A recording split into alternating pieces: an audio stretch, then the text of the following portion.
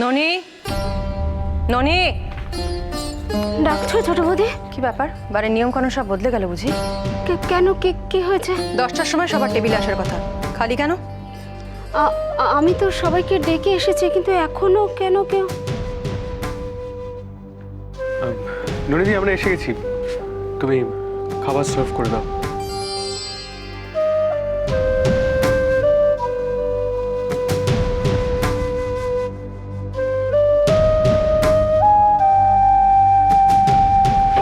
একটা কথা বলতে চাই সাথে, এই বাড়িতে এতদিন অনেক কিছু ঘটেছে। এবারে আমরা সবাই একটা নিয়মে নিজেদের বাঁধবো, সেই নিয়মে বাড়ি চলবে আগের মতো।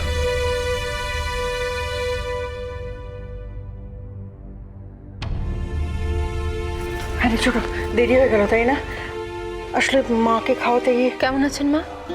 আর বলিস না, কোনো রকমে দুগ্রাস খাইয়ে এলাম। এরকম জোর করে খাওয়ানো যায়? বুঝলি নিখিল, সেরকম হলে একজন ভালো ডাক্তার দেখে দেখাতে হবে মাকে। সেটা ঠিক আছে দাদা, কিন্তু আমার মনে হয় শুধু ডাক্তার দেখালেই হবে না। এই বয়সে এরকম একটা শখ, মা যদি নিজে থেকে বেরিয়ে আসার চেষ্টা না করে তাহলে কিন্তু খুব মুশকিল। কিন্তু আমার মনে হয় দাদা ঠিক বলেছেন, মাকে একজন ভালো সাইকিয়াট্রিস্ট দেখানো উচিত। হ্যাঁ, সেই ভালো। আমি কালই ডক্টর ত্রিবেদীর সঙ্গে কথা বলবো। তুমি সবাই এসে গেছো? ননিদি, তুমি বাকি খাবারগুলো নিয়ে এসো, আমি বেড়ে দিচ্ছি। হ্যাঁ।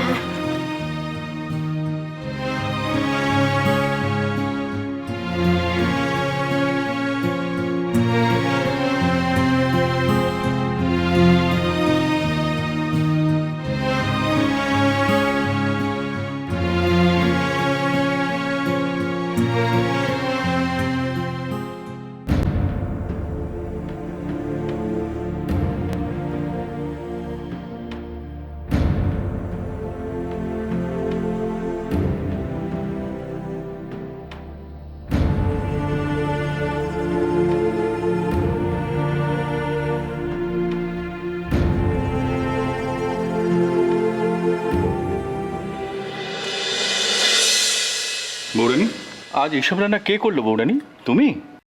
হ্যাঁ বড়দা, বৌরানী থাকলে কাউকে কিছু করতে দেয়?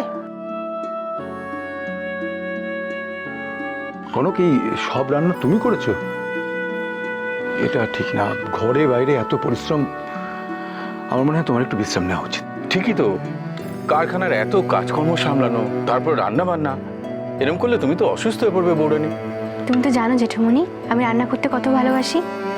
আর একটু এদিক ওদিক করে নিলে কোনো অসুবিধাই হয় না। সত্যি সত্যি কনক, তুমি পারো বটে। তোমরা সবাই ঠিক করে খেও।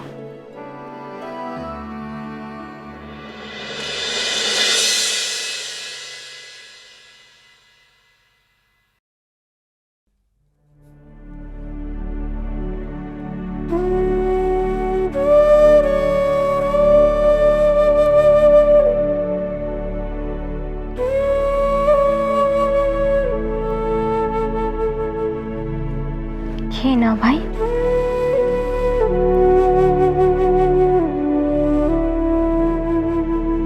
আর কিছু দেবো তোমায়?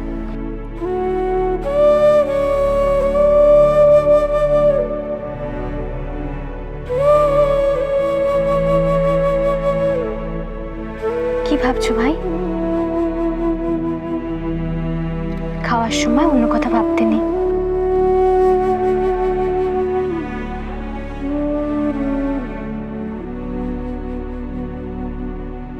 খেয়ে নাও।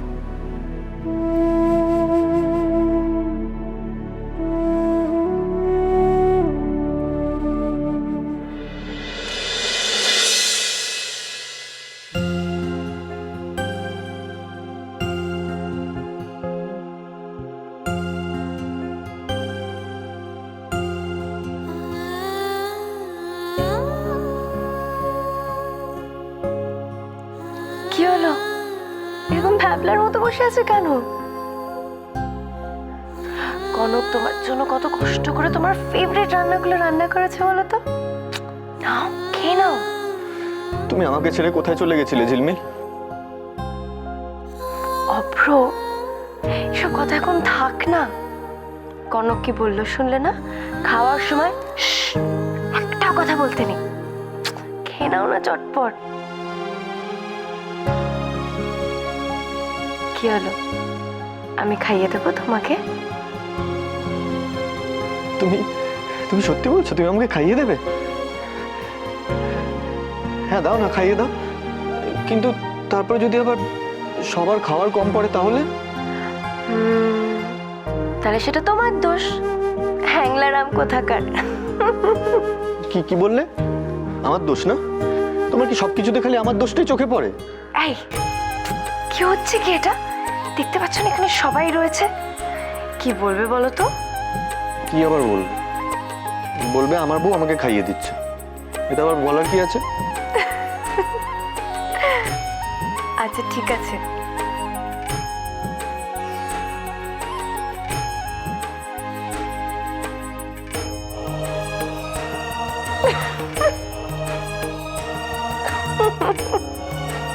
কি হচ্ছে কি এসব ঝিলমিল?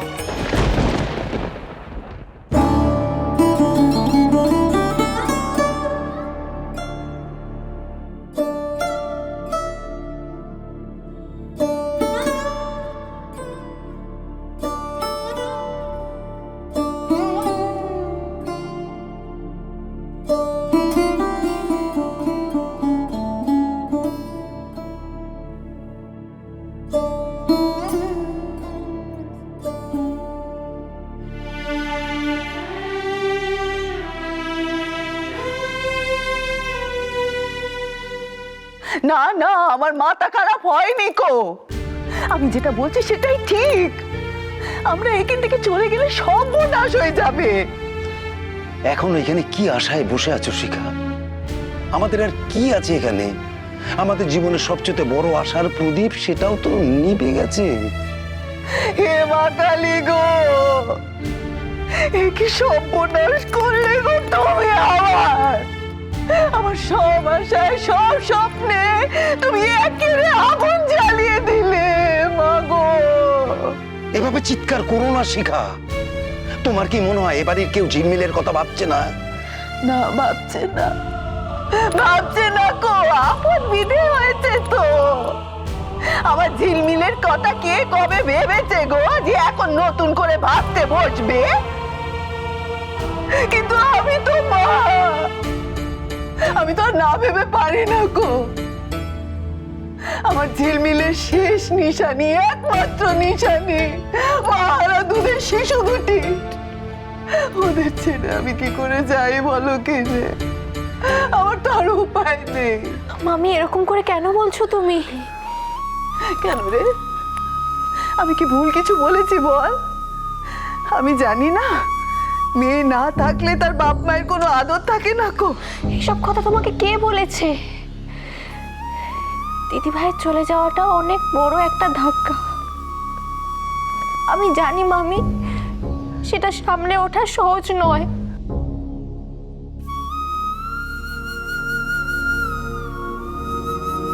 মামি, মামি তবুও তো সবাই চেষ্টা করছে না?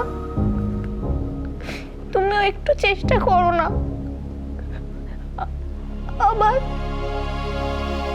নতুন করে বোঝা বোঝা, তোর মামিকে বোঝা। কনক মেয়েকে হারিয়ে ফেলেছে বলে নিজের সমস্ত বোধ বুদ্ধি সব বিসর্জন দিচ্ছে।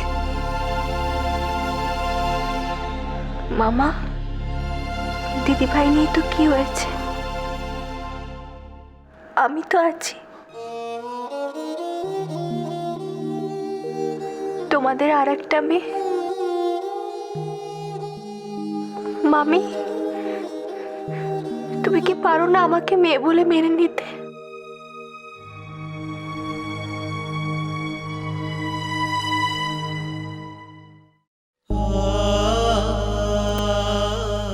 এই বয়সে, এই অবস্থায় আমি তোমাদের কোথাও যেতে দেব না। আমি যতদিন বেঁচে আছি তোমাদের কোথাও যাওয়া হবে না।